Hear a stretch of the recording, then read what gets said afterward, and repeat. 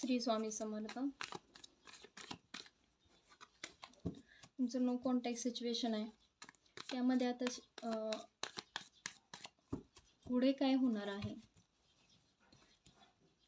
त्यांची शेवटची एनर्जी तुमच्यासाठी काय असणार आहे, ते त्यांचं शेवटचं मत तुमच्यासाठी काय असणार आहे. अनुभव आहे त्यांना, ते येतील असं त्यांची शंका आहे. त्यांना वाटत आहे की मी परत जावावं. त्यांचे होप्स आहेत, आशा आहे, अजूनही हे नातं पुढं नेण्याची इच्छा आहे, पण ते काही करू शकत नाही आहेत.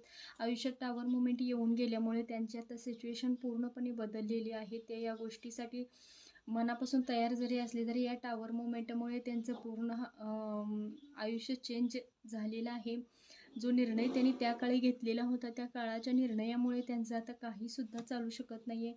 खूप त्यांची इच्छा आहे, अपेक्षा आहेत, पण ती किंवा ते व्यक्ती पर्यंत येण्यासाठी हे टावर मुवमेंट कारण आहे. जे टावर मुवमेंट येऊन गेले त्यामुळे आता ते हतबल झालेले आहेत. या नात्यासाठी पुढे जाण्यासाठी नो आहे.